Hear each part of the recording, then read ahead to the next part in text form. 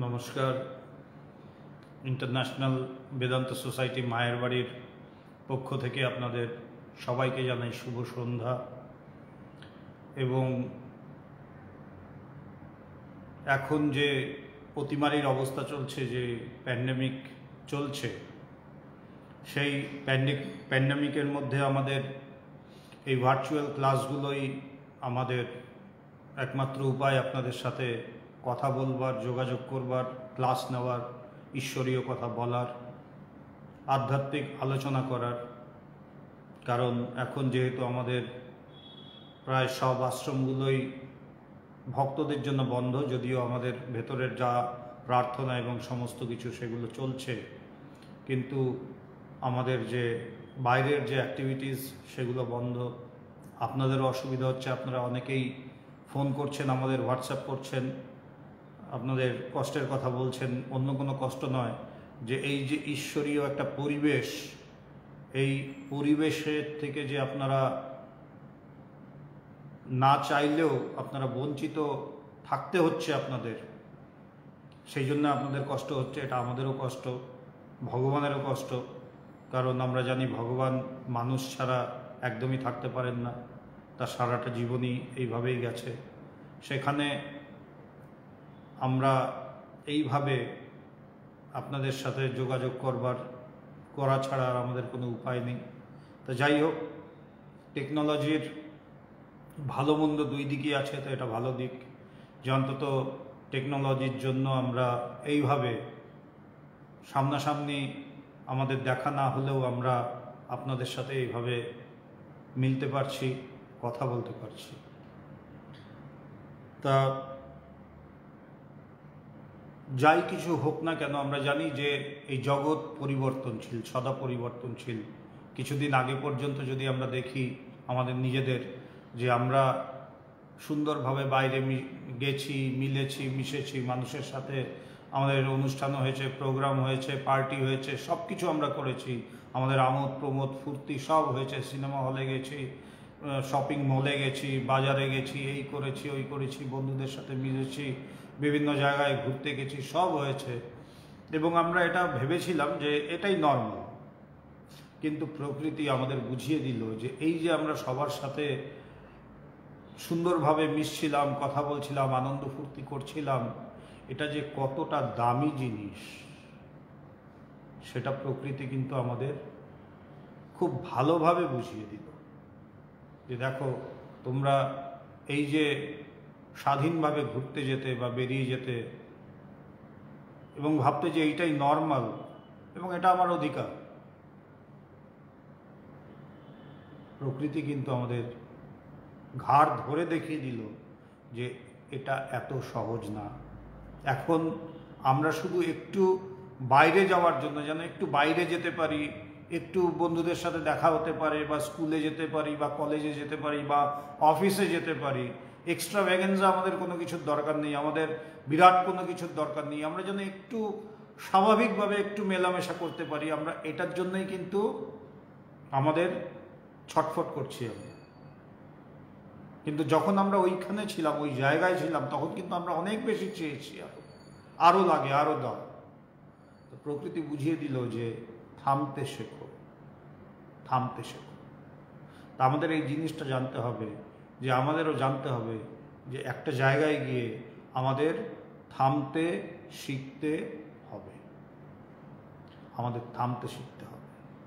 আজকে আমাদের যেটা বিষয়, যে কর্মরহস্য, আমরা কর্মরহস্য নিয়ে আজকে আলোচনা করব। তা এই কর্মের ব্যাপারটা একটা জিনিস যে আমরা খুব ভালোভাবে যদি দেখি, আমরা দেখব, এবং এটা আজকাল খুব চলে। কেউ কিছু কাউকে কিছু বলতে গেলেই সবাই বলি আমরা বা শুনি আমরা, আমি কর্মযোগী, আমি কর্মে বিশ্বাস করি। এই কথাটা খুব শোনা যায়। যদি কাউকে আধ্যাত্মিকতা নিয়ে বা ঈশ্বরীয় কোনো ব্যাপার নিয়ে বলা হয়, তখন সে সাথে সাথে বলে আমার ওসব ভাল লাগে না, আমি কর্মযোগী, আমার কাছে কর্মটাই ধর্ম। এই কথাগুলো আমরা স্বাভাবিকভাবে শুনি, কিন্তু কর্ম সত্যি সত্যি এই যে কর্মই ধর্ম, এটা যে কতটা কঠিন কথা, এটা কিন্তু যে ঠিক ঠিক কর্মযোগী নয় সে জানে না। কেন? কর্ম বলছে খুব কঠিন। আমাদের শাস্ত্রেও বলছে, গীতাতেও বলছে, আমরা গীতাতে জানি, গীতাতে আমরা পাই, বলছে কিম কর্ম কিম অকর্মেতি কবয় পত্র মোহিতা। কিম কর্ম, কর্ম কি, কিম অকর্ম, এবং অকর্মই বা কি, এই নিয়ে বলছে যারা বিদ্বান ব্যক্তি তারা পর্যন্ত মোহিত থাকে। তার মানে এই যে আমরা বলি কর্মযোগী আমি, বা আমি কর্মযোগে বিশ্বাস করি, কর্মটাই কি সেটাই আমি জানি না ঠিক ঠিক। কর্ম জানলে তারপরে তো কর্মযোগ হবে। এই যে জ্ঞানযোগ, কর্মযোগ, ভক্তিযোগ বা এই রাজযোগ, এগুলোর মানে কি? যোগ মানে সাধারণত আমরা কি জানি? যোগ হচ্ছে যুক্ত হওয়া, যার দ্বারা বা যেই পদ্ধতির দ্বারা, যেই উপায়ের দ্বারা আমি তার সাথে, মানে ঈশ্বরের সাথে বা সেই পরমাত্মার সাথে, পরব্রহ্মর সাথে আমি যুক্ত হব, সেটাকে বলা হচ্ছে যোগ। সাধারণভাবে আমরা এটাই বুঝি, যোগ মানে যুক্ত হওয়া তার সাথে, যেই কর্ম বা যার মাধ্যমে আমি তার সাথে যুক্ত হব, এটা হচ্ছে যোগ। তা কর্মযোগ মানে, যদিও যোগের এখানে আরেকটা অর্থ আছে যেটা গীতায় খুব সুন্দর বলছে, বলছে কি সমত্ব দর্শন। সমত্ব দর্শনকেই যোগ বলা হচ্ছে। সমত্যম যোগ উচ্যতে, মনের যখন সমত্ব ভাব আসবে সেটাকেই যোগ বলা হয়। যখন আমার মনের এমন অবস্থা হবে যে ভালো মন্দ, লাভ অলাভ, জয় পরাজয় সবটাকেই আমি সমানভাবে নিতে পারবো, সেটাকে বলা হচ্ছে, সেই অবস্থাকে বলা হচ্ছে যোগ। তা যেই পদ্ধতি দ্বারা আমি সেই অবস্থা লাভ করব যেখানে গিয়ে আমি ভালো মন্দ, লাভ অলাভ, জয় পরাজয়, আমার স্তুতি নিন্দা সব কিছু আমার কাছে সমান মনে হবে, সেই জায়গা, সেই অবস্থাটাকে যোগ বলা হয়। সো সাধারণত আমরা যদি বুঝি যে যোগ মানে যুক্ত হওয়া, কারণ ঈশ্বর লাভ করলে বা সেই আত্মজ্ঞান হলে আমাদের মনের ওই অবস্থা হয় যেখানে আমার মন এই সমস্ত যে অ্যাপারেন্ট, যেগুলো কন্ট্রাডিক্টরি থিংস, আপাত বিরোধী যে জিনিসগুলো, যেমন লাভ অলাভ, জয় পরাজয়, স্তুতি নিন্দা, এইগুলো আপাত বিরোধী, মানে একটা অন্যের ঠিক উল্টোটা। তো ঈশ্বর লাভ করলে বা নিজেকে জানলে বা আত্মজ্ঞান হলে আমার মনের ওই অবস্থা হয়ে যায়। সো যোগ মানে সাধারণভাবে যুক্ত হওয়াও বোঝা যায় বা বোঝায়। সো যেই পদ্ধতির দ্বারা আমি তার সাথে যুক্ত হব, তো কর্মযোগ মানে যেই কর্মের দ্বারা আমি তার সাথে যুক্ত হব সেটা হচ্ছে কর্ম। তা কর্মই যদি আমি ঠিকভাবে না বুঝি, তাহলে কোন কর্মের দ্বারা আমি তার সাথে যুক্ত হব আর কোন কর্মের দ্বারা আমি তার সাথে বিযুক্ত হব বা তার থেকে দূরে সরে যাব, সেটা বোঝা তো খুব কঠিন। কেন? কর্মটা কি সেটাই তো বোঝা যাচ্ছে না। কারণ গীতাতেই বলছে, যেটা বললাম, যে কিম কর্ম কিম অকর্মেতি কবয়োপ্যত্র মোহিতা। যারা বিদ্বান ব্যক্তি তারা পর্যন্ত কর্ম এবং অকর্মতে মোহিত হয়ে যান। আমরা যারা সাধারণ ব্যক্তি, আমরা যারা বলি যে আমি কর্মযোগী, জানতে হবে যে ঠিক ঠিক কর্ম আমি বুঝিনি। যেই কর্ম আমাকে ঈশ্বরের দিকে নিয়ে যায়, যেই কর্ম আমাকে আত্মার দিকে নিয়ে যায়, যেই কর্ম আমাকে নিজের স্বরূপের দিকে নিয়ে যায়, সেই কর্মই কর্ম। বাকি সমস্ত কর্ম, যেই কর্ম আমাকে ঈশ্বরের থেকে দূরে সরিয়ে নেয়, যেই কর্ম আমাকে আত্মা বা নিজের থেকে দূরে সরিয়ে নেয়, সে তাকেই বলা হচ্ছে অকর্ম।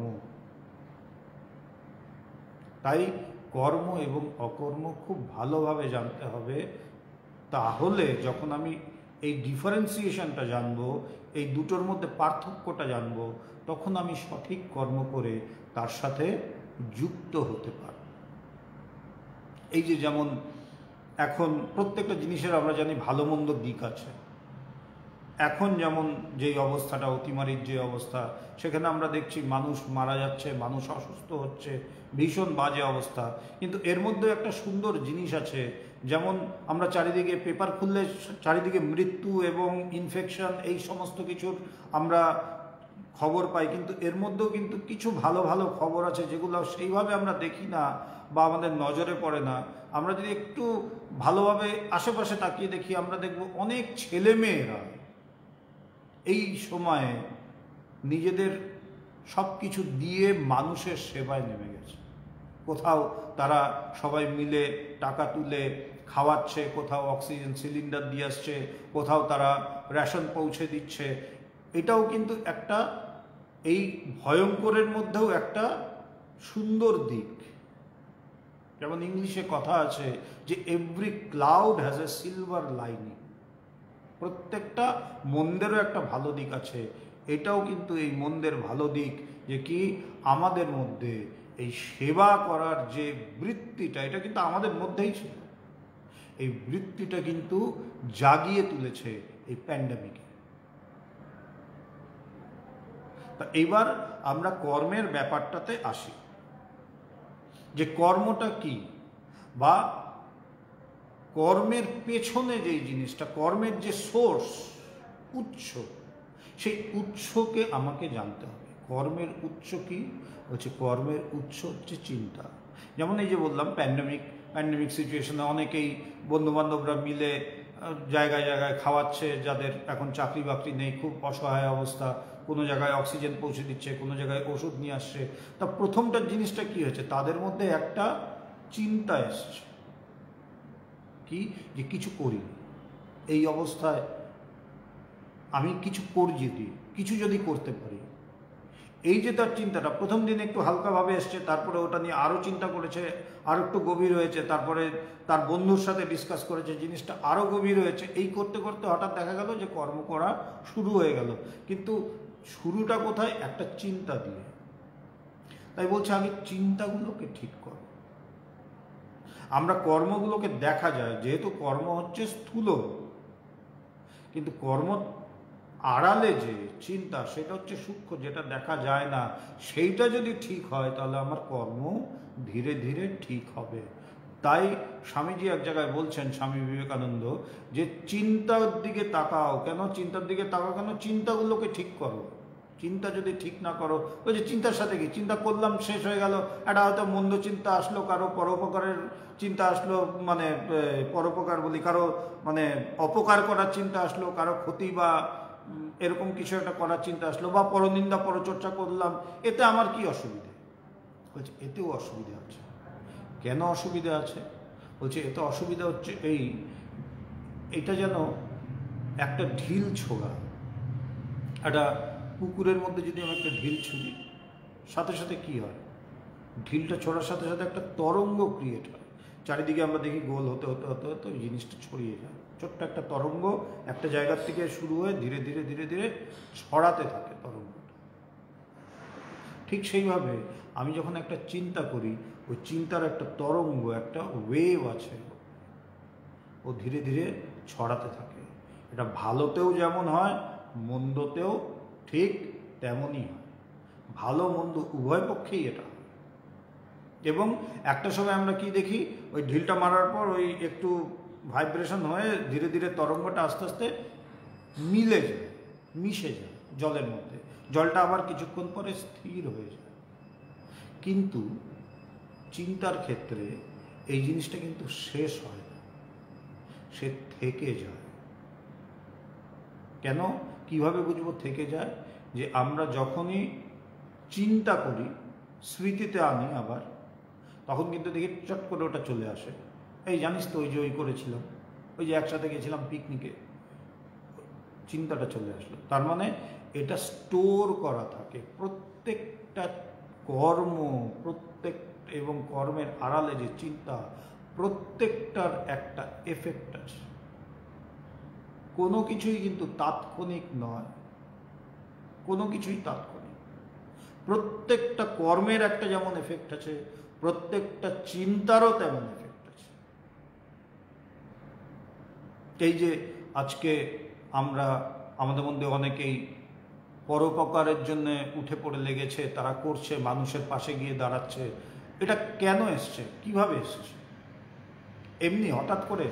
ভগবান বুদ্ধ একটা খুব সুন্দর কথা বলছেন এখানে, বলছে যখনই দেখবে তোমার মধ্যে কোনো সদ্বৃত্তি এসছে মানুষের জন্য কিছু করার, এরকম কিছু ভালো একটা শুভ বুদ্ধির উদয় হয়েছে, শুভ বৃত্তির উদয় হয়েছে, যখন দেখবে সাথে সাথে জানবে এই বৃত্তিটার পেছনে কিন্তু হাজার হাজার মানুষের চিন্তা আছে। আমাদের মহাপুরুষরা যে গুহায় বসে থেকে তারা যে ধ্যান ধারণায় রত, তাদের চিন্তাও কিন্তু এর মধ্যে আছে। ওই চিন্তাগুলো, এই চিন্তার তরঙ্গের মধ্যে সেই সৎ চিন্তাগুলো থাকে, এবং যখনই একটা ভালো রিসিপ্টার পায় তখনই সে সেখানে গিয়ে প্রকাশ করে নিজেকে। This is a pure science. যেমন আমি এই রুমে বসে আছি, এই রুমে এখন কোনো কিছু কিন্তু কোনো তরঙ্গ টরঙ্গ কিছুই দেখা যাচ্ছে না, খালি রুম, যা আছে দেখতে পাচ্ছি, যে স্থূল জিনিসগুলো আমি দেখতে পাচ্ছি, এছাড়া তো কিছু দেখা যাচ্ছে না। বলছে না, এর মধ্যে অনেক সূক্ষ্ম তরঙ্গ আছে। কিভাবে বুঝবো? একটা রেডিও বা টিভি যদি ছাড়ি, বা মোবাইলে যদি এই যে আপনাদের যে লেখাগুলো আসছে সেগুলো যখন আমি দেখব, তখন আমি কি দেখব? যে এগুলো আসছে, তার মানে এই তরঙ্গের মধ্যে দিয়ে, এই হাওয়ার মধ্যে দিয়েই কিন্তু আসছে। এই ঘরের ভেতরে যখনই সে আসছে, তার মানে এই ঘরের মধ্যে সে আছে, নালে আমার এই রিসিভারে রিসিভ করা যাবে না। ঠিক সেইভাবে আমাদের মধ্যে যখন ভালো কিছু করার, শুভ কিছু করার যখনই কোনো ইচ্ছে জাগে, যখনই কোনো বৃত্তি জাগে, বলছে ভগবান বুদ্ধ যে জানবে এটা শুধু তোমার ব্যাপার নয়, এর পেছনে হাজার হাজার মানুষের চিন্তা যুক্ত। সেই চিন্তাগুলো তোমাকে গিয়ে ধাক্কা মেরেছে। You are a receiver. যেমন টিভি স্টেশন থেকে ওই সিগন্যালগুলোকে ট্রান্সমিট করে, আমরা আমাদের টিভিতে দেখি, সেগুলো এই হাওয়ার মধ্যেই থাকে, কিন্তু দেখা যায় না। হাওয়ার মধ্যে ছবি দেখা যায় না, কিন্তু টিভি যেই রিসিভ করলো ছবি দেখা গেল। চ্যানেল ঘুরালাম মানে ফ্রিকোয়েন্সি চেঞ্জ করতে থাকি, যেমন যেমন ফ্রিকোয়েন্সি ধরি সেই সেই চ্যানেলগুলো আসে। ঠিক সেইভাবে আমাদের প্রত্যেকটি কর্ম এবং কর্মের আড়ালে আরও যে শক্তিশালী জিনিস, সেটা হচ্ছে চিন্তা। সেই চিন্তাগুলো সূক্ষ্ম আকারে থেকে যায়, যার জন্যই আমাদের স্মৃতিপটে আমরা যখন চিন্তা করি সেই জিনিসগুলো ঝট করে চলে আসে। যেগুলো যদি ওগুলো শেষ হয়ে যেত, সেই কর্ম বা চিন্তাগুলো যদি শেষ হয়ে যেত, তার রেস যদি শেষ হয়ে যেত, তাহলে আমার স্মৃতিতে কোনোভাবেই আনা সম্ভব ছিল না বা সম্ভব হতো না। তাই কর্মের আগে আমাদের জানতে হবে কর্মের যে উৎস চিন্তা, সেই চিন্তাগুলোকে ঠিক করতে হবে। আজকে আমি যা, সেটা কেন? বলছে আমার পূর্ব চিন্তার জন্য আজকে আমি যা তাই হয়েছে। আবার আগামীকাল আমি কি হব? আজকে আমি যেই চিন্তাগুলো করছি সেটারই সমষ্টি হবে আমার ভবিষ্যৎ। এই বর্তমানটা কি? আমার পাস্টের যে চিন্তা তার সমষ্টি। আবার আমার ফিউচারটা কি হবে? আজকে এখানে দাঁড়িয়ে আমি যে চিন্তাগুলো করছি সেই চিন্তারই সমষ্টি হবে আমার ভবিষ্যৎ। তাই মহাপুরুষরা বলছেন চিন্তা করো, ঠিকভাবে চিন্তা করো, চিন্তার উপর জোর দাও, সৎ চিন্তা করো, মানুষের মঙ্গল চিন্তা করো। তাই আমাদের যখন আমরা ধ্যান করি, ধ্যান করে বিভিন্নভাবে বিভিন্ন রকম আছে, ধ্যান করার বিভিন্ন উপায় আছে, কিন্তু যেই উপায়েই আমরা ধ্যান করি না কেন, ধ্যানের একটা নিয়ম হচ্ছে যে যখন ধ্যান থেকে উঠি, আমাদেরকে ভগবানও বলতেন, যখন ভগবানের কাছে এসে ধ্যান করা শিখেছি, ভগবান বলতেন যে ধ্যান থেকে যখন উঠবি তখন বিশ্বের মঙ্গল চিন্তা করে উঠবি। আমাদের উপনিষদে যে সুন্দর কথা, সর্বে সন্তু সুখিনা সর্বে সন্তু নিরাময়া, সবাই যেন সুখী হয়। কেন? এই চিন্তাটা মনে হয় কী হবে, আমি চিন্তা করলাম সবাই সুখে থাকুক, সবাই নিরাময় থাকুক, সবাই শান্তিতে থাকুক, এতে এমন কি বলছে না, এটারও একটা এফেক্ট আছে। এই তরঙ্গ কিন্তু নষ্ট হয়, এই তরঙ্গটাই কাউকে গিয়ে ধাক্কা মারবে, সে একটা ভালো কাজ করবে। তাই কর্মের আড়ালে যিনি চিন্তা, সেখান থেকে শুরু, এবং কর্ম হচ্ছে এই চিন্তারই বহিঃপ্রকাশ, এই চিন্তারই বহিঃপ্রকাশ। এবং বলছে যে এই কর্মের দ্বারা কিন্তু এখানে বেদান্তের একটা খুব সুন্দর এখানে একটা টাসেল আছে, বা এখানে একটা অ্যাপারেন্ট কন্ট্রাডিকশন একটা আছে, আপাত বিরোধী কিছু ব্যাপার আছে, বিরোধাভাস যেটাকে বলে। বেদান্তে বলছে যে কোনো কর্মের দ্বারা তাকে পাওয়া যায় না, কোনো কর্মের দ্বারা তাকে পাওয়া যায়। তা বলছে তাহলে কর্মযোগ কি হল, কিভাবে হলো? যদি কর্মের দ্বারা তাকে যদি পাওয়া না যায়, কেন কর্মের দ্বারা যদি তাকে পাওয়া যায় তাহলে সেটা গিয়ে হলো কর্মফল। কর্মের দ্বারা আমি যা পাবো সেটা হচ্ছে কর্মফল। কিন্তু কর্ম যেহেতু লিমিটেড, ফলও তাহলে লিমিটেড হয়। তা যদি ঈশ্বর লাভ কর্মফল হয়, তাহলে আমি যতটুকু কর্ম করেছি ততটুকুই ঈশ্বর লাভ হবে। যখন ওই কর্ম শেষ হয়ে গেল, কর্মের ফল শেষ হয়ে গেল, আমি আবার অজ্ঞানী হয়ে যাব। কিন্তু বলছে সেটা হয় না। যার একবার ঈশ্বর লাভ হয়েছে, বা যার একবার ব্রহ্মজ্ঞান বা আত্মজ্ঞান হয়েছে, সে আর কখনো অজ্ঞানী হয় না। তার মানেই হচ্ছে তিনি ক্রিয়ার দ্বারা তাকে পাওয়া যায় না। পরিষ্কার আমাদের বেদান্তে বলা হচ্ছে যে তুমি 1000 বছর ধরে ক্রিয়া করতে থাকো, কর্ম করো, তাকে তুমি পাবে না। পরিষ্কার হচ্ছে কুর্বন্তু কর্মাণি, যত ইচ্ছা তুমি কাজ করো, পাবে না। আত্মৈক্য বোধেন বিনাপি মুক্তির ন সিদ্ধতি। সেই আত্মজ্ঞান বা ব্রহ্মজ্ঞান ছাড়া মুক্তির কোনো উপায় নেই। তাই যদি হয় তাহলে কর্মযোগের ব্যাপারটা কি হবে? কর্মযোগ আমাদের ডাইরেক্টলি সেখানে নেয় না, কিন্তু ইনডাইরেক্টলি আমাদের সাহায্য করে। বলছে কেমন? যেমন যে জ্ঞানী, যে জ্ঞান যোগে যাচ্ছে, সে কি করছে? সে বিচার করছে। বিচারটাও তো কর্ম। যে ভক্তি যোগে যাচ্ছে, যে সে ধ্যান করছে, সে তার ইষ্টকে মালা পরাচ্ছে, ফুলচন্দন পরাচ্ছে, সেটাও তো কর্ম। প্রত্যেকটাই কিন্তু কর্ম। কিন্তু কর্মটা আমাকে ডাইরেক্ট করতে হবে কোথায়? ঈশ্বরের দিকে। তখন আমাকে সেই কর্মটাই কিন্তু তার সাথে যুক্ত করা। আর কর্মটা যখন আমি আমার জন্য করব, আমার লাভ, আমার সব কিছু, তখন ওটাই কিন্তু আমার বন্ধন স্বরূপ হয়ে দাঁড়ায়।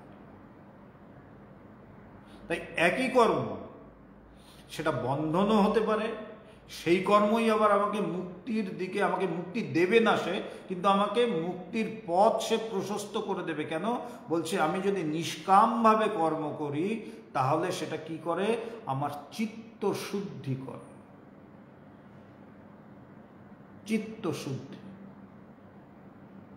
এবং আমরা জানি যে আধ্যাত্মিক জগতে চিত্ত শুদ্ধি একটা বিশাল ব্যাপার। কেন? শুদ্ধ চিত্তেই তিনি প্রতিভাত হন, শুদ্ধ চিত্তেই তিনি ধরা দেন। বলছে কি? শুদ্ধ সরল চিত্তে তিনি টপ করে ধরা, সহজেই ধরা। কিন্তু চিত্ত শুদ্ধ হতে হবে। কিভাবে করব? কেউ ধ্যানের দ্বারা করে, কেউ বিচারের দ্বারা করে, কর্মযোগী কর্মের দ্বারা করে। কিন্তু মনে রাখতে হবে, ধ্যান এবং বিচার সেটাও কিন্তু কর্ম। করছে তো, ক্রিয়া তো। আর এই কর্মযোগে মানে আমরা যা বুঝি, নিষ্কাম কর্ম যেটা বুঝি আমরা, যে কারো সাহায্য করছে। এই যে বললাম প্যান্ডেমিকে যেমন অনেকেই অক্সিজেন সিলিন্ডার নিয়ে দিচ্ছে, সে কোনো টাকা পাচ্ছে না, হয়তো তার গাড়ির তেল পুড়ছে, তথাপি সে করছে। কেউ খাওয়া নিয়ে পৌঁছে দিচ্ছে, কেউ রেশন নিয়ে পৌঁছে দিচ্ছে, কেউ কারো বাড়িতে হয়তো কেউ নেই, বৃদ্ধ বৃদ্ধা আছে, তারা এফেক্টেড, তাদের বাড়িতে রেশন পৌঁছে দিচ্ছে। এই কাজটাই কিন্তু, এই জিনিসটাই যদি আমি সুন্দরভাবে, মানে আমি যদি শুধু এটাকেই একই কাজ আমি যদি ঈশ্বরের দিকে যদি একটু ঘুরিয়ে দিই, তাহলেই কিন্তু এটা আমার মুক্তির উপায় হয়ে গেল। কি যে মুশকিলটা হচ্ছে যখনই আমি করলাম এর পরের দিন, যেমন এই জিনিসটা খুব সূক্ষ্ম জিনিস, একটা গরিব সাপোজ এলো, সে আমার বাড়ির সামনে দাঁড়িয়ে আছে, দাঁড়িয়ে আমার থেকে কিছু ভিক্ষা চাইছে বা কিছু সাহায্য চাইছে, আমি করলাম, করবার পর সে চলে গেল, আমি খুশি, একটু ভালো কাজ করতে পেরেছি। পরের দিন আমি রাস্তা দিয়ে হাঁটছি এবং সে হয়তো আমার সামনে দিয়ে চলে গেল, আমার দিকে তাকালো এবং হাসলো না, তখন কিন্তু আমার একটু রাগ হয়। কেন রাগ হয়? যে বাবা, কালকেই যে তোকে 50টা টাকা দিয়ে সাহায্য করলাম বা কালকে যে তোকে এত কিছু খেতে দিলাম, মনেও রাখলি না। এইটাই আমার বাধা, এইটাই আমার বাধা, যে আমরা কিছু করার সাথে সাথে অজান্তে আমাদের মধ্যে একটা এক্সপেকটেশন চলে আসে। এই এক্সপেকটেশনটাই আমাকে কিন্তু আটকে দেয়। এই এক্সপেকটেশনটা না করে আমি যদি তাকে শিবজ্ঞানে যদি সেবা করতে পারি, যে আমি তোমাকে সেবা করলাম, এর বিনিময়ে আমার কোনো কিছুর প্রয়োজন নেই, তোমার সেবা করলাম। তোমার মানে সেই নারায়ণের সেবা, যার জন্য বলছে কি বলা হয়, নারায়ণ সেবা, জীব সেবা। স্বামীজি বলছেন, কি বলছেন স্বামীজি, যে জীবে প্রেম করে যেই জন, সেই জন সেবিছে ঈশ্বর। জীবে প্রেম, কিভাবে প্রেম? বলছে শিব জ্ঞানে জীব সেবা, শিব জ্ঞান করে তাকে সেবা করতে। কিন্তু এইটা যদি আমি করতে পারি, তাহলে কিন্তু আমার এই কর্মটাই আমাকে মুক্তির দিকে এগিয়ে নিয়ে যাবে, আমার চিত্ত শুদ্ধি করবে। জ্ঞানী যেই চিত্ত শুদ্ধি করছে বিচারের দ্বারা, যোগী যেই চিত্ত শুদ্ধি করছে ধ্যানের দ্বারা, কর্মযোগী সেই একই চিত্ত শুদ্ধি করতে পারে কর্মের দ্বারা, যদি সে এই জ্ঞানে তার সেবা করে। যদি পরের দিন যখন সে আসবে আমার সামনে, তখন যদি আমার মনে হয় যে আমি তো ওকে খাইয়েছিলাম, আমি তো ওকে সাহায্য করেছিলাম, ও আমাকে দেখে নিশ্চয়ই একটু হাসবে, আর না হাসলে আমার মুখটা একটু গম্ভীর হয়ে যায়, বা মনে করি যে এই জন্যই করতে নেই জানিস তো, তাহলেই জানবো যে এটা আমার হলো হলো।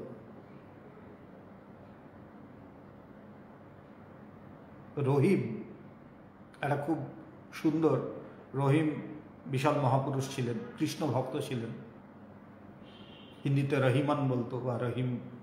তা সে যখন দান করত, খুব দানি ছিল রহিম, তা সে যখন দান করত, দান যেমন যেমন করতো তার মাথাটা নিচু হয়ে যেত।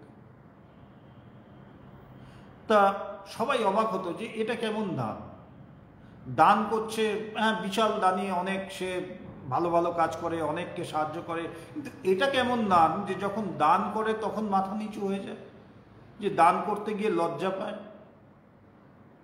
তা সবাই এটা বলা বলি করতো নিজেদের মধ্যে, যে ঠিক আছে অনেক কিছু করে, অনেক ভালো ভালো কাজ করে, প্রচুর দান করে, তার মতো দানি খুব কম আছে রহিমের মতো, কিন্তু এটা কেমন যে দান করতে গিয়ে লজ্জা পায়। তো এই কথা পৌঁছাতে পৌঁছাতে, কথা ঘুরতে ঘুরতে, কানে কানে ঘুরতে ঘুরতে চলে গেল কবির দাসের কাছে। কবির এবং রহিম তারা সমসাময়িক ছিলেন। তা কবির দাসের কাছে যখন পৌঁছে যায়, কবির শুনেই বুঝে যায় যে ব্যাপারটা কী। তথাপি যেহেতু সবার একটা জানবার ইচ্ছে যে এটা কীরকম দান, যে লজ্জা পায় দান করতে গিয়ে, তখন কবির দাস লিখে পাঠান একটা দোহা, যে এটা কেমন দান, যে যখন তুমি হাত ওঠাও দান করার জন্য তোমার মাথা নিচু হয়ে যায়। তিনি লিখে পাঠালেন, কবির দাস লিখে পাঠালেন রহিমকে। রহিম পড়ে বুঝে গেলেন যে কবির তো জানে, কিন্তু ইচ্ছা করে আমার থেকে শুনতে চাইছে অন্যদের জন্য। তখন তিনি লিখলেন যে देनहार कोई और है, भेजत जो दिन रैन, लोग भरम हम पर करियो तासो नीचे रे। যে এই যে আমি দিচ্ছি মানুষকে, দেনেওয়ালা অন্য একজন, আমি শুধু মাধ্যম। দেনহার কোই और है, সেই পরমাত্মাই দিচ্ছে। তিনি আমাকে মিডিয়াম বানিয়েছে, আমাকে তার হাতের যন্ত্র বানিয়েছে। তাই বলছে দেনহার কোই और है भेजत जो दिन रैन, যিনি দিন রাত আমার কাছে এই জিনিস পাঠাচ্ছে, এই সাপ্লাই দিচ্ছে। যে लोग भरम हम पर करियो तासो नीचे है, মানুষ যেন ভুল করে না ভাবে যে রহিম দিচ্ছে, তাই আমার মাথা নিচু হয়ে যায়। এবং মাথা নিচু হওয়ার কারণ কি, যে আমি যাকে দিচ্ছি তাকে যেহেতু দেখছি না, পরের দিন সে যখন আমার সামনে আসবে, আমার মধ্যে কোনো চাহিদা থাকবে না, কোনো এক্সপেকটেশন থাকবে না যে তোমাকে আমি কালকে, গতকাল তুমি যখন অসহায় ছিলে তোমাকে আমি সাহায্য করেছি, তাই আজকে তুমি তোমার কৃতজ্ঞতা বোধ দেখাও। কিছু চাইলাম না, টাকা পয়সা চাইলাম না, কিন্তু তার থেকে একটা কৃতজ্ঞতা বোধ চাইলাম, এটাও চাওয়া। যতক্ষণ চাওয়া থাকবে ততক্ষণ তার সাথে এক হওয়া যাবে না। তাই বলছে কর্ম খুব কঠিন, খুব কঠিন জিনিস। ঠাকুর বলছেন, ঠাকুর শ্রী রামকৃষ্ণ ঠাকুর বলছেন কি, বলছে কর্ম হচ্ছে গাছের ফেকড়ির মতো। কি কর্ম করলে অহংকার চলেই আসে, এসেই যায়। গাছের ফেকড়ি, ফেকড়ি মানে বলছে একটা বড় গাছ কেটে রেখে দেওয়া হয়েছে, রাস্তার পাশে রেখে দেওয়া আছে। তা গাছটা তার মাটির সাথে বা শেকড়ের সাথে তার কোনো যোগাযোগ নেই, সে মরে গেছে। কিন্তু তথাপি দেখা যায় দু একদিন পরে তার পাশে দিয়ে একটু একটু করে সুন্দর সুন্দর কচি কচি পাতা বেরোচ্ছে। তার কিন্তু মাটির সাথে কোনো যোগাযোগ নেই, তার শেকড়ের সাথে কোনো যোগাযোগ নেই, তাকে কেটে রেখে দেওয়া হয়েছে, তথাপি তার মধ্যে থেকে নূতন সবুজ পাতা বেরোয়। বলছে মনও ঠিক তেমন, একটু কিছু করলেই সে ঘুরে তাকায়।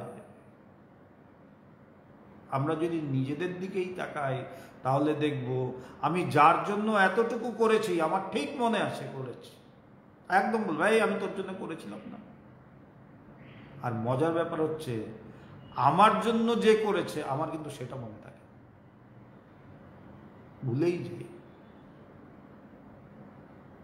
আর আমাদের মহাপুরুষরা কি বলছেন, ঠিক উল্টোটা। স্বামীজি বলছেন, স্বামী বিবেকানন্দ, দাও দাও ফিরে নাহি চাও, যে বা ফিরে চায় তার সিন্ধু বিন্দু হয়ে যায়। আর আমরা কি বলি, ঠিক উল্টোটা। যদি দিই সারা জীবন মনে রাখবো, আর যদি নিই ও ওরকম তো অনেকেই করে, আমার থেকেও কতজনে নিয়েছে, বাস হয়ে গেল। কিন্তু কারোর জন্য যদি এতটুকু করি সেটা মনে রাখি। মহাপুরুষরা উল্টো, ঠিক উল্টো। ভগবান বলছেন কৃতজ্ঞতার ভাষা শেখো। এটা খুব বড় জিনিস আধ্যাত্মিক জগতে, কৃতজ্ঞতার ভাষা। যে কেউ যদি তোমার জন্য এতটুকু করে সারা জীবন মনে রাখবে যে সে তোমার জন্য করেছে। আমাদের উল্টোটা হয়, আমরা যদি কারোর জন্য করি আমরা সারা জীবন মনে রাখি, আর কেউ যদি আমার জন্য কিছু করে সেটা আমার কি মনে হয়, ওটা তো আমার অধিকার, করবেই। তাই বলছে কর্ম করার সময় সাবধান, কর্ম করো কিন্তু দেখো যেন অহংকার না আসে। ওই কর্ম কেন করবে, চিত্ত শুদ্ধির জন্য। কেন, যেমন যেমন চিত্ত শুদ্ধ হবে তেমন তেমন সেই শুদ্ধ চিত্তে তার প্রকাশ হয়। তাই কর্মের দ্বারা তাকে না পাওয়া গেলেও, ডাইরেক্টলি তাকে না পাওয়া গেলেও, কর্মের দ্বারা, নিষ্কাম কর্মের দ্বারা আমার চিত্ত শুদ্ধ হয় এবং সেই শুদ্ধ চিত্তে তিনি প্রতিফলিত হন, তিনি প্রতিবিম্বিত হন। তাই সবসময় আমাকে ওই জায়গাটায় দেখে রাখতে হবে যে মনে কোনো অহংকার আসছে না। এবং যখনই করব যেন মনে হয় যে এটা যে করছি আমি, এটা ঈশ্বরের সেবা। কিন্তু খুব কঠিন। স্বামীজি বললেন শিবজ্ঞানে জীব সেবা। আমরাও বলি আমরা সব শিবজ্ঞানে জীব সেবা করি। ইট ইজ টু হার্ড শিবজ্ঞানে জীব সেবা করা। শিবজ্ঞানে জীব সেবা করতে গেলে আগে শিবকে জানতে হবে, তারপরে তো শিবজ্ঞানে জীব সেবা করব। তাই বলছে অ্যাকচুয়ালি আধ্যাত্মিক জগতে আমরা বিশেষ করে আজকে যেহেতু কর্ম রহস্য নিয়ে কথা হচ্ছে, জানতে হবে একটা খুব সুন্দর কথা। প্রথম আমরা বলি এই শব্দগুলো পরোপকার, অন্যের জন্য করা, নিষ্কাম কর্ম। অ্যাকচুয়ালি পরে দিয়ে দেখা যায় যে নিষ্কাম কর্ম বলে কিন্তু অ্যাকচুয়ালি কিছু নেই। নিষ্কাম কর্ম বলে কিছু নেই, এটা খুব সাংঘাতিক কথা। তার সাথে সাথে আমরা বলি সে কি নিষ্কাম কর্ম বলে কিছু নেই? বলছেন না, নিষ্কাম কর্ম বলে সত্যি সত্যি কিছু নেই। কেন? প্রত্যেকটাই আমি আমার জন্যই করি। একটা গরিব এলো আমার বাড়ির সামনে, সে পাশের বাড়িতে গেছিল, তাকে হয়তো যাতা বলে তাড়িয়ে দিয়েছে বা একটা কিছু দিয়েছে, সে আমার কাছে এলো, আমার দেখে কষ্ট হলো। আমি সাথে সাথে কি করলাম? তাকে বসিয়ে খাইয়ে আদর যত্ন করে খাইয়ে জামা কাপড় দিয়ে তাকে সন্তুষ্ট করে বিদায় করলাম। তো বলছে এটা তো আমি পরোপকার করেছি, নিষ্কামভাবে করেছি, আমার কোনো কামনা ছিল না, এমনকি সে আমার উপর খুশি হোক এই কামনাও আমার নেই। বলে ঠিক আছে, ভেরি গুড, যে সে আমাকে দেখে কৃতজ্ঞতা স্বীকার করবে সেই ইচ্ছাটাও আমার নেই। আচ্ছা তুমি করলে কেন? যে করে ভালো লেগেছে, একটা মানুষের উপকার। এই যে ভালো লাগাটা, এটাই তোমার পাওয়া। এবং মজার ব্যাপার হচ্ছে যে নেয় তার যত ভালো লাগে, তার চেয়ে যে দেয়, যেই সহৃদয় ব্যক্তি সত্যি সত্যি ভেতর থেকে যে দেয়, বাইরের থেকে না, লোক দেখানোর জন্য না, চাপে পড়ে না, যে সত্যি সত্যি ভেতর থেকে দেয়, তার পাওয়াটা কিন্তু অনেক অনেক অনেক বেশি, অনেক বেশি। তাই স্বামীজি বলছেন always take the position of a giver. সবসময় চেষ্টা করো মানুষকে দিতে, কিছু মানুষকে দেওয়ার চেষ্টা করো। Always take the position of a giver, Swami বিবেকানন্দের। তাই বলছে এই নিষ্কাম কর্ম আমরা বলি ঠিকই, নিষ্কাম পরোপকার, কিন্তু নিষ্কাম কর্ম করতে করতে আমার চিত্ত শুদ্ধ হলো, তো লাভটা কার হলো? একটা লোক দুবেলা খাওয়া পেল, তৃতীয় বেলাতে তার আবার খাওয়ার প্রয়োজন হবে, কিন্তু তাকে সাহায্য করতে গিয়ে, তার একটু উপকার করতে গিয়ে আমার চিত্ত শুদ্ধ হলো। লাভ কার বেশি? কে বেশি উপকৃত হলো? কে বেশি বেনিফিটেড? এই জন্য বলছে এই কর্ম করতে গিয়ে, পরোপকার করতে গিয়ে যে করে অ্যাকচুয়ালি তার লাভটা সবচেয়ে বেশি। তাই অ্যাকচুয়ালি নিষ্কাম কর্ম বলে কোনো কাজ হয় না। আজকে যারা এই অবস্থায়, ওই যে বললাম সিলিন্ডার দিচ্ছে বা রেশন এনে দিচ্ছে বা ওষুধ এনে দিচ্ছে বা খাওয়াচ্ছে, তারা কি নিষ্কাম কর্ম করছে না? করছে, কিন্তু এই করতে গিয়ে কিন্তু তাদের মধ্যে যে সদ্বৃত্তি আছে, তাদের মধ্যে যে সদ্গুণ আছে, সেগুলোর ডেভেলপমেন্ট হচ্ছে, তাদের হৃদয় বড় হচ্ছে। সো অটোমেটিক্যালি লাভ তার বেশি, লাভটা তার বেশি। তাই আমাদের মহাপুরুষরা কিন্তু অন্যরকম কথা বলে। আমরা সাধারণ মানুষ কি বলবে? তুই কালকে ওর জন্য করলি, ও তোর কথা এখন মনেই করে না বা তোর কথা বলেই না, একবারও বলে না। সাথে সাথে আমারও মানে আমারও মুখ ফুলে গেল যে সে কি, ও আমার কথা একবারও বলেনি, আমি ওকে এত সাহায্য করলাম। আর আমাদের মহাপুরুষরা কি বলছেন? যে যখন দেবে কাউকে কিছু, তখন হাঁটু গেড়ে তাকে দাও, তার সামনে হাঁটু গেড়ে বসো, হাঁটু গেড়ে বসে তাকে দাও। কেন? যে তুমি যে নিচ্ছ, এটা তুমি আমার উপর উপকার করছো। আমাদের ভাবটা কি থাকে? তুমি যখন নেবে হাঁটু গেড়ে নাও, মাথা নিচু করে নাও, কারণ তুমি নিচ্ছ, আমি তোমার উপর উপকার করছি। বলছে নো, যখন কাউকে কিছু দেবে হাঁটু গেড়ে দাও, যে সে তোমার মধ্যে যে সদ্বৃত্তিগুলো সেইগুলোকে সে প্রকাশ করবার সুযোগ দিল তোমাকে। তুমি না করলে আরেকজন করবে। এই পৃথিবী কারোর জন্য আটকে থাকে না, পৃথিবীতে কিচ্ছু কারোর জন্য আটকে থাকে না। তুমি না করলে অন্য কেউ করবে। তুমি যদি করবার সুযোগ পাও, কৃতজ্ঞ থাকো তার কাছে। কেন? যে সে তোমাকে বড় হওয়ার, মহৎ হওয়ার, দানী হওয়ার সুযোগ করে দিল। সে তোমার মধ্যে যে সদ্গুণ সদ্বৃত্তিগুলো সেগুলো প্রকাশ করবার সুযোগ করে দিল। সো তার কাছে চিরকৃতজ্ঞ থাকো, চির ঋণী থাকো। এইভাবে ভাবতে হবে। এইভাবে যখন আমি ভাবব, তখন কর্মের রহস্য আমি বুঝতে পারব। তখন দেখব কর্ম করতে আমার ভালো লাগছে, আনন্দ হচ্ছে।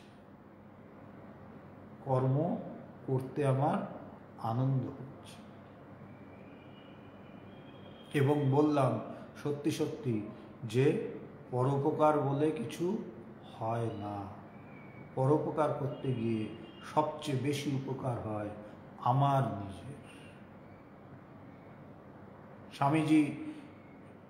স্বামীজি তার শিষ্য, তার বাঙাল শিষ্য, পূর্ববঙ্গের শিষ্য শরৎচন্দ্র চক্রবর্তী, যার বিখ্যাত বই স্বামী শিষ্য সংবাদ, ভগবানের খুব প্রিয় বই, আমাদের বলতেন পড়তে। এখনো যারা নতুন আসে তাদেরকে বলা হয় এই বইটা পড়তে। খুব খুব সুন্দর বই স্বামী শিষ্য সংবাদ। সেখানে শিষ্য তাকে, স্বামীজিকে প্রশ্ন করছে যে মহাশয়, পরহিতের প্রয়োজন কি? এই যে পরোপকার করব, পরহিত করব, এর প্রয়োজন কি? স্বামীজি বলছেন নিজ হিতের জন্য। মানে পরহিত বলে কিছু নেই। তুমি পরহিত করতে গিয়ে তোমার হিতই সবচেয়ে বেশি হয়। স্বামীজি বলছে কি, নিজ হিতের জন্য। এই দেহটা যাতে আমি অভিমান করে বসে আছিস, এই দেহটা পরের জন্য উৎসর্গ করেছি, এ কথা ভাবতে গেলে এই আমিত্বটাকেও ভুলে যেতে হবে। পরের জন্য যখন আমি কিছু করব, তখন আমার এই যে এই দেহবোধ, এই আমিত্বটাকেও ভুলে যেতে হবে। এবং এমনভাবে ভুলতে হবে, অন্যের জন্য এমনভাবে করতে হবে যেন আমি নিজের কথা ভুলে যাই। ভগবান তার এক চিঠিতে লিখছেন ভক্তকে যে অন্যের জন্য কাজ করতে থাকো, অন্যের কথা ভাবতে থাকো, অন্যের জন্য কাজ করো। এই করতে করতে তুমি দেখবে একটা সময় যে তুমি নিজের কথা ভাববার সময়ই পাওনি, ভুলেই গেছো। তোমার দুঃখ কষ্ট ভুলেই গেছো তুমি। কেন? তুমি সময়ই পাওনি কাজ করতে, নিজের জন্য, নিজের কথা ভাবতে। কাজ করতে গিয়ে তুমি এত ব্যস্ত হয়ে গেছিলে যে তুমি নিজেকেই ভুলে গেছিলে। এবং যখনই আমি নিজেকে ভুলে যাব, আমি আমার সাথে সাথে আমার দুঃখ কষ্ট সমস্যা সব কিছু ভুলে যাব। কেন? এই সব কিছু আমার আমিত্বকে কেন্দ্র করে থাকে। আমি যখন ঘুমাই তখনও তো আমি থাকি, কিন্তু তখন আমার সমস্যা তো থাকে না। এই যে একটু পরেই আমরা ঘুমাবো, ঘন্টা 3-4 পরে আমরা গিয়ে খাওয়া দাওয়া করে গভীর ঘুমে ঘুমিয়ে পড়বো, তখন এই যে আমার জাগ্রত অবস্থায় যে এত সমস্যা তখন তো থাকে না, কিন্তু আমি তো আছি, আমার শরীর তো আছে। কিন্তু শরীর থাকলে আমার আমিত্বটা থাকে না। আমি জেগে উঠে বলি আমি আছি, কিন্তু সেইখানে ঘুমের মধ্যে আমি কোনো সময় বলতে পারি না যে আমি আছি, যেহেতু আমার এই আমিত্বটা থাকে না। তাই আমার কোনো সমস্যাও থাকে না। তাই পরহিত করতে গিয়ে কি করতে হবে? যে নিজের কথা ভুলে অন্যের জন্য কাজ করতে হবে। আমি যে দেহ, আমার এই দেহ অভিমান, এটাই হচ্ছে বন্ধন। তাই দেহ অভিমান কাটানোর উপায় কি? বলছে অন্যের জন্য এমনভাবে কাজ করো যেন আমার নিজের কথা, আমার যে আমিত্ব, এটাকে আমি যেন ভুলে যাই। অটোমেটিক্যালি আমার আমিত্ব ভুলে গেলে কি থাকলো? এই কাঁচা আমি যখন সরে গেল, তখন সেই পাকা আমি পড়ে থাকে। মানে যখন এই জীবত্ব সরে গেল, তখন যা থাকে সেটাই হচ্ছে শিবত্ব, যা মুখে বলা যায় না। এবং সেই শিবত্বকে লাভ করাই হচ্ছে আমাদের সমস্ত কর্মের, সমস্ত ধ্যানের, সমস্ত বিচারের, সব কিছুর উদ্দেশ্য হচ্ছে এই জীবত্বকে ভুলে সেই শিবত্ব লাভ করা। তাই স্বামীজি বলছেন যে অন্তিমে বিদেহ বুদ্ধি আসে। এই যে নিজেকে ভুলে গেলাম, আমার আমিত্বকে ভুলে গেলাম, তখন বিদেহ মানে দেহহীন যে অবস্থা, দেহের মধ্যে থেকেও যে দেহহীন অবস্থা, সেটাকে বলা হচ্ছে বিদেহ। বলছে অন্তিমে বিদেহ বুদ্ধি আসে। তুই যত একাগ্রতার সহিত পরের ভাবনা ভাববি ততটা আপনাকে ভুলে যাবি। কেন? বলছে যে টোটাল জিনিস তো একটাই। যেমন একটা গ্লাস নিলাম, ওই গ্লাসে আধাটা জল আছে, আমরা কি বলবো? গ্লাসটা আধাটা জল আধাটা খালি। অ্যাকচুয়ালি তো খালি না, বিজ্ঞান বলে যে আধাটা বায়ুতে ভরা। তা আমি বায়ুটাকে বের করব কিভাবে? বলছে যত জল ঢালবো তত বায়ু বেরিয়ে যাবে। আর যদি বায়ু ভরতে চাই জলটা ফেলে দিতে হবে। যতটুকু, যদি আধাটা জল থাকে তাহলে 50-50, যদি 80% জল থাকে তাহলে 80-20, আলটিমেটলি কি 100 হবে। তা যত আমি অন্যের কথা ভাবতে থাকবো, যত আমি পরোপকার করব, তত আমার এই আমিত্বটা সরতে থাকবে। এই করতে করতে একটা সময় যখন আমি সমস্ত নিজের পুরো অস্তিত্বকেই ভুলে যাব, তখন আমার বিদেহ অবস্থা হবে। সেটাই হচ্ছে মুক্তি।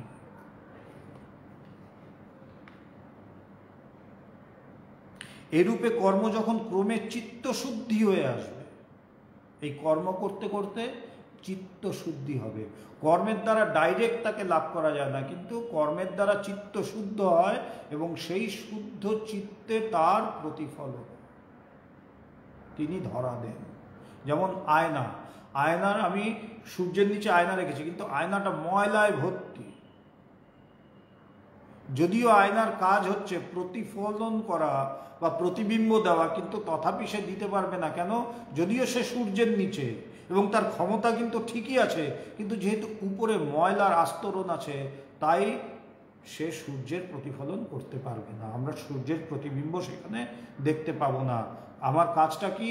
সূর্যকে উঠাতে হবে না, সূর্য উঠেই আছে। আয়নার স্বরূপও চেঞ্জ করতে হবে না, আয়না নিজের স্বরূপে ঠিকই আছে। শুধু উপরে যে ময়লাটা আছে, আয়না এবং সূর্যের মাঝখানে যেটা বাধা স্বরূপ হয়ে আছে, সেই বাধাটাকে অপসারণ করা। কি করতে হবে? আমাকে আস্তে আস্তে জল দিয়ে বা কোনো এরকম তরল পদার্থ দিয়ে, অথবা এমনি একটা কাগজ নিয়ে ঘষে ঘষে বা কাপড় দিয়ে ঘষে ঘষে ঘষে ঘষে আস্তে আস্তে আয়নাটাকে পরিষ্কার করতে হবে।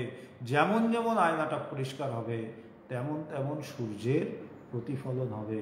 ঠিক সেইভাবে যেমন যেমন এই কাঁচা আমি বা এই আমিত্বের বা জীবত্বের যেমন যেমন অপসারণ হবে, তেমন তেমনই শিবত্বের প্রকাশ হবে। যেদিন আমার এই আমিত্ব সম্পূর্ণরূপে নাশ পাবে, আমি সম্পূর্ণরূপে আমার আমিত্বকে ভুলে যাব, সেদিন সেই পরমাত্মার পূর্ণ প্রকাশ।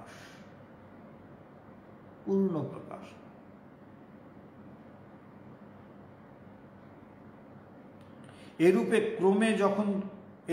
কর্মে যখন ক্রমে চিত্তশুদ্ধি হয়ে আসবে, তখন তোরই আত্মা সর্বজীবে সর্বঘটে বিরাজমান, এ তত্ত্ব দেখতে পাবি। এবং যখন কি বলছে, আমি এই অবস্থায় পৌঁছাবো যখন আমার চিত্ত শুদ্ধ হয়ে যাবে এবং যখন আমি এই জ্ঞান লাভ করব, তখন আমি কি দেখব? যে আমি সর্বত্র সর্বঘটে সর্বদেহে বিদ্যমান। তখনই ঠিক ঠিক শিব জ্ঞানে জীব সেবা হবে। আমি সেবা করতে গিয়ে দেখব যে আরে আমি তো শিবেরই সেবা করছি, আমি তো জীবের সেবা করছি না।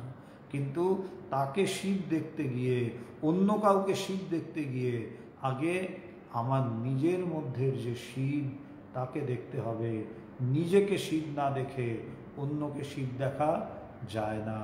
বেদান্তের এটা কথা, যে নিজেকে ভালো না দেখে অন্যকে ভালো দেখা যায় না, নিজের মধ্যে মন্দ না দেখে অন্যের মধ্যে মন্দ দেখা যায় না।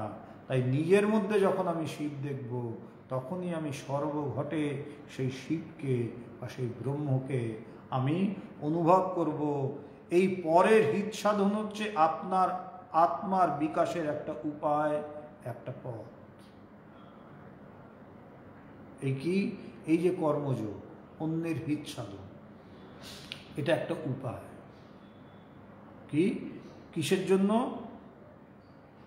আপনার আত্মার বিকাশের। আমার যে আত্মা, তার যে বিকাশ, তা কিন্তু অ্যাকচুয়ালি বলছে কি, আত্মার তো আর বিকাশ হয় না, কারণ তিনি সবসময় স্বমহিমায় প্রকাশিত। তা আত্মার অ্যাকচুয়ালি বিকাশ হয় না। যেমন সূর্যটা আর কি বিকাশ হয় সেই আয়নার উপর, যে যেমন আমি ময়লাটা আমি ঘষে ঘষে পরিষ্কার করছি, সূর্য তেমনভাবে প্রকাশিত হচ্ছে। তা সূর্যের কি বিকাশ হচ্ছে ওখানে? অ্যাকচুয়ালি কথায় বলতে গেলে বা শব্দে বলতে গেলে আমরা বলছি আত্মার প্রকাশ। অ্যাকচুয়ালি ব্যাপারটা কি হয়? আমার অজ্ঞানতার অপসারণ হয়।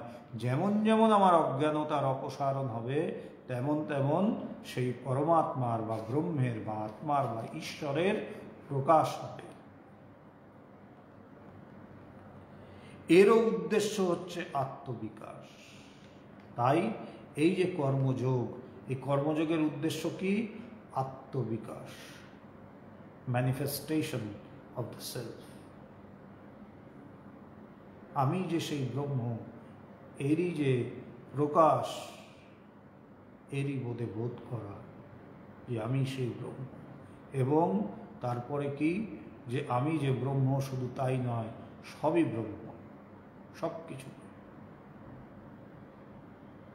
যেমন ভগবান বলেন এখন মাঝে মাঝে যে দেখ, আমি দেখি এই যে রাস্তা দিয়ে লোক যায়, আমি দেখছি সব ভগবানই যেন হেঁটে বেড়াচ্ছে, সবই ভগবান হেঁটে বেড়াচ্ছে।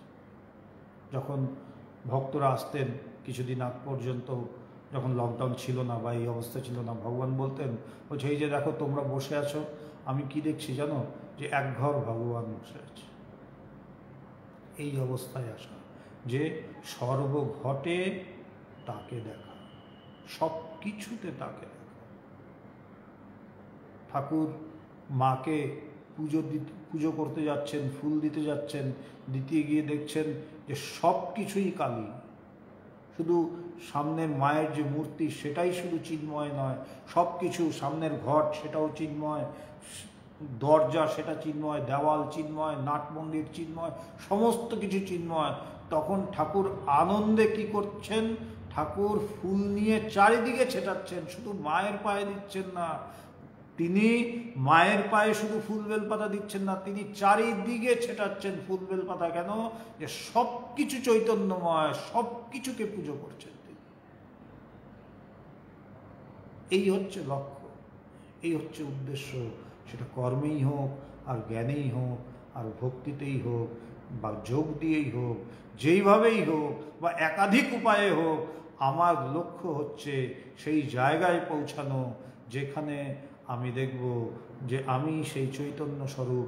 এবং শুধু আমি চৈতন্য স্বরূপ নয়, সব কিছু চৈতন্য স্বরূপ।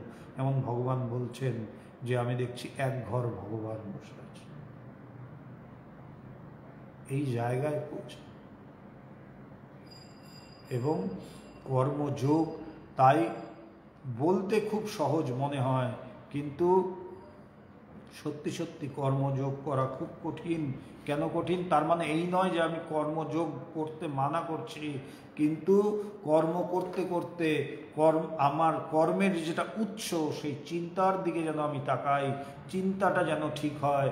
এবং চিন্তার সাথে সাথে কি, আমার মধ্যে যেন অহংকার না আসে। আমাকে এই জিনিসটার দিকে তাকিয়ে থাকতে হবে, যে আমার মধ্যে যেন অহংকার না আসে। অহংকার চলেই আসে, এতটুকু কারো জন্য করলে অহংকার চলে আসে। অহংকার এমনই জিনিস। তাই সমস্ত কিছু তার পায়ে, তার শ্রীচরণে অর্পণ করা, যে যা কিছু করছি তোমার জন্য, তোমাকে করছি। শিব জ্ঞানে জীব সেবা।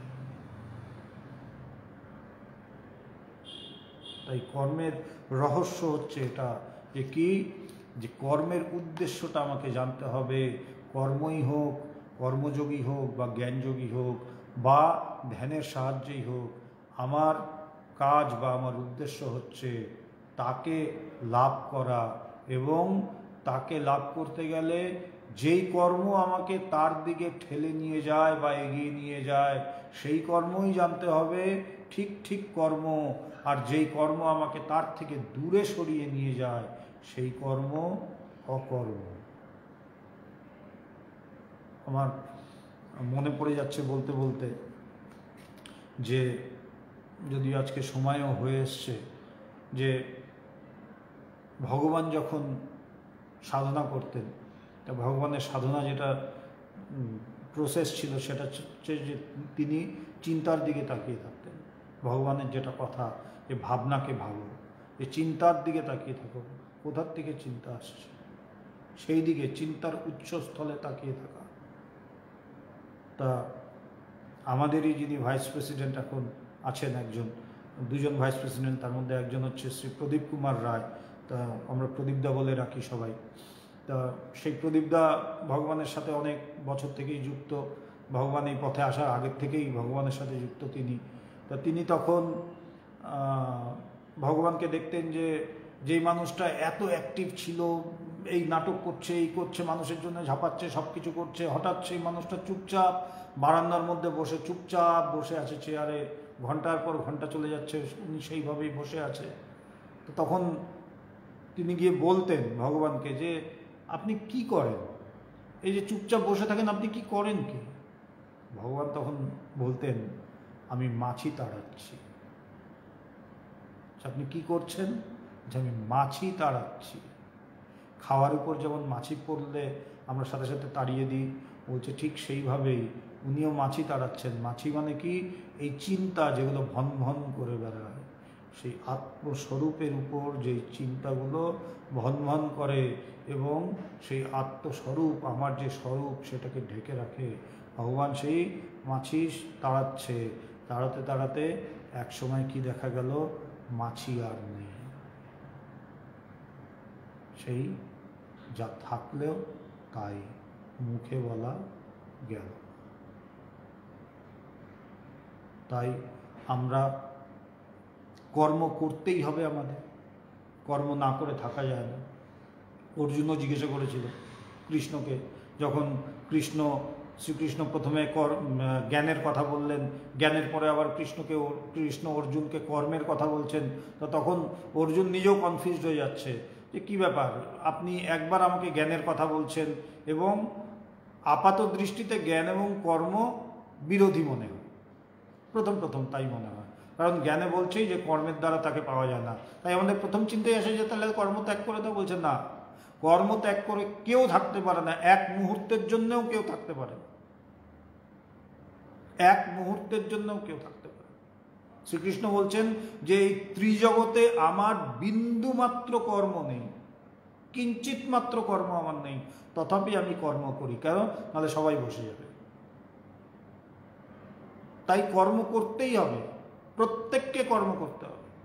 আমি কোনো কিছু করব না, চুপচাপ বসে আছি, শ্বাস প্রশ্বাস নিচ্ছি, ওটাও তো কর্ম। তাই বলছে কর্ম ছেড়ে থাকা যায় না, কর্ম করতেই হবে, কিন্তু আমাকে দেখতে হবে যে আমার প্রতিটি কর্ম যেন আমার উদ্দেশ্যের দিকে আমাকে নিয়ে যায়। কি উদ্দেশ্য? আমাদের মহাপুরুষেরা পরিষ্কার বলছেন, মনুষ্য জন্মের উদ্দেশ্য ঈশ্বর লাভ।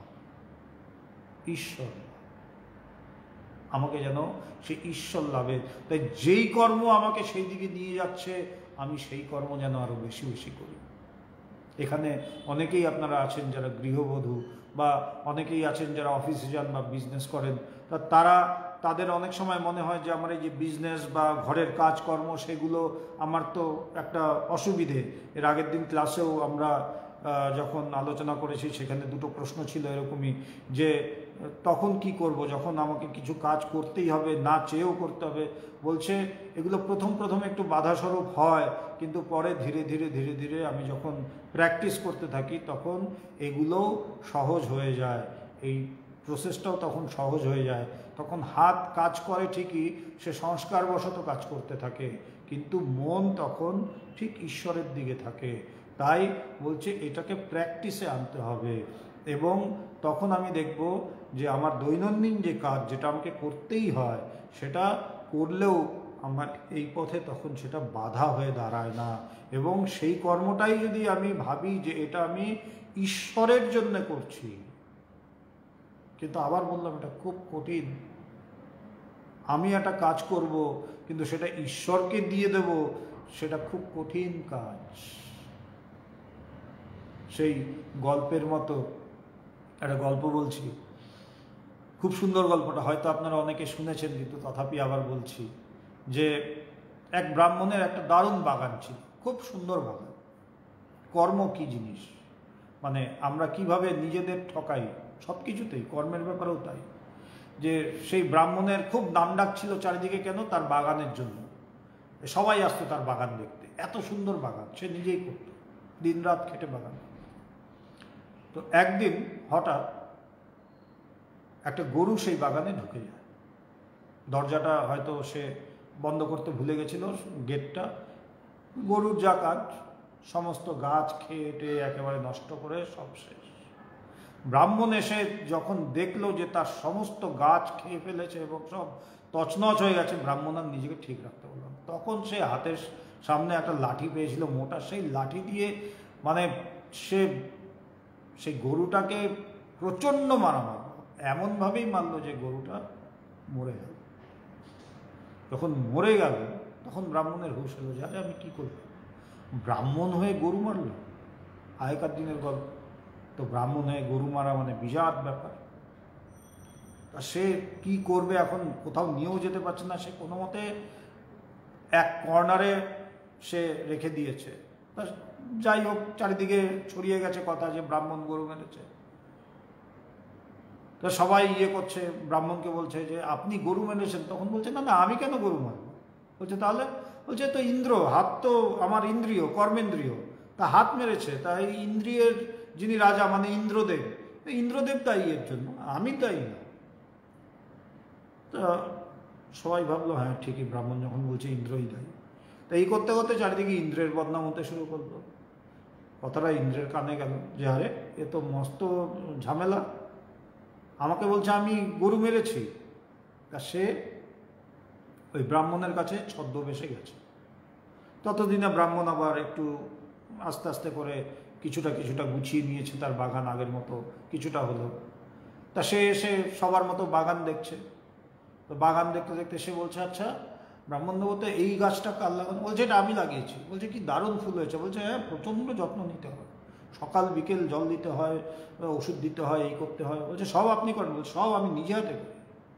তো আর একটা গাছ দেখে সে আবার বলছে এই ফলগুলো, এই গাছটা, বলছে এটাও আমি লাগিয়েছি। এই করতে করতে যাই বলছে সেটা আমি করেছি করতে করতে ওই একটা কর্নারে ওই সেই গরুটা পড়েছে। বলছে এটা কি? বলছে এটা একটা গরু মরেছে। বলছে এটা কে করবে? বলছে এটা ইন্দ্র করেছে। তখন ইন্দ্র বললেন যে ও, গাছ লাগানোর সময় তুমি লাগিয়েছো, গাছে যেই ফল হয়েছে সেই গাছও তুমি লাগিয়েছো, গাছের পরিচর্যা তুমি করেছো, সব ভালো জিনিস সেটা তুমি করেছো, আর গরুটা ইন্দ্র মেরেছে। তখন ব্রাহ্মণ দেবতা বুঝলো যে ভুল হয়ে গেছে। তখন হাত জোর করে ফেললো, না ভুল হয়ে গেছে। কর্ম এমনই জিনিস, তাই বলছে প্রত্যেকটা আমার কর্ম যেন ঈশ্বরের দিকে নিয়ে যায়, আমি যেন অন্যকে দায়ী না করি। আমার কোনো কর্মের জন্য আমি যেন অন্যকে দায়ী না করি। আজকে এখানে দাঁড়িয়ে আমার প্রত্যেকটা চিন্তা, প্রত্যেকটা কর্ম, এবং বললাম কর্মের চেয়েও দামি জিনিস হচ্ছে চিন্তা, কারণ আমার চিন্তা যেমন যেমন হবে আমার কর্ম তেমন তেমন হবে। আমি যেন আমার প্রত্যেকটা চিন্তার উপর জোর দিই, আমার চিন্তাগুলোকে যেন সুন্দর করি, কারণ আজকে আমি যা, সেটা হচ্ছে আমার পূর্ব চিন্তার এবং কর্মের ফলস্বরূপ। আবার আগামী দিন আমি যা হব সেটা আমার চিন্তা এবং কর্মের ফলস্বরূপ। তাই আমরা যেন চিন্তার উপর জোর দিই, কর্মগুলোকে যেন সুন্দর করি, এবং যেন মনে রাখি যে প্রত্যেকটা চিন্তা, প্রত্যেকটা কর্ম আমাকে যেন ঈশ্বরের দিকে নিয়ে যায়, আর যেই কর্ম আমাকে ঈশ্বরের দিকে নেয় না, আমি যেন সেই কর্ম থেকে বিরত থাকি। আজকে আমি ক্লাস এখানেই শেষ করব। কিছু প্রশ্ন হয়তো আমি পেয়েছি, আমি খেয়াল করিনি কথা বলতে বলতে। তা আমি সেই প্রশ্নগুলো, আপনাদের যদি কিছু থাকে, আমাকে অনেকেই আপনারা হোয়াটসঅ্যাপে প্রশ্ন লিখেছেন, আমি সেগুলোর উত্তর দেওয়ার চেষ্টা করেছি।